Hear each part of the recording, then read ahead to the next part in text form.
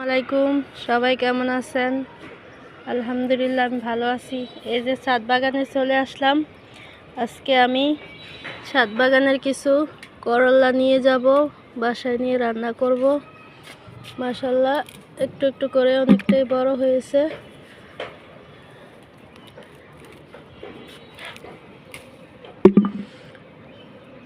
এটা থাক, দেখি ভিতরে আছে, ভিতরের থেকে নিতে হবে।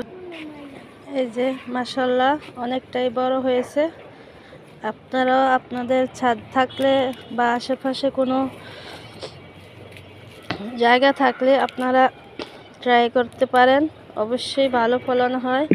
এই গাছটা কিন্তু আমি নিজে লাগাইনি, এমনি উঠছে, এখানে বিচি পড়ছে, বিচি থেকে গাছটা উঠছে, তাই এদিকে দিয়ে দিলাম।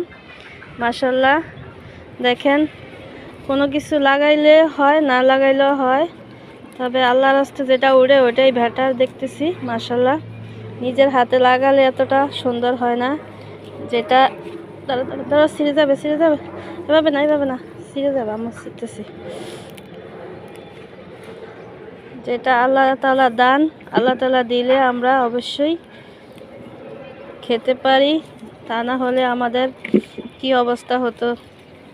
রিজিকের মালিক একমাত্র আল্লাহ, উনি চাইলে সব কিছুই সম্ভব, শুধু আমরা ওনার থেকে চেয়ে নিতে পারি না, তাই আমাদের অভাব। মাশাআল্লাহ ভালোই পেলাম। এরকম প্রায় সময় আমার করলা গাছ আমার লাগাইতে হয়নি, এভাবে উঠে যায়। যদি কখনো বীজ থেকে যায়, ওই বীজ থেকে করলা গাছ উঠে। মাশাআল্লাহ ভালোই। আরেকটা গাছ আছে আমার নিচে, ওটা তো ধরে। মাশাআল্লাহ।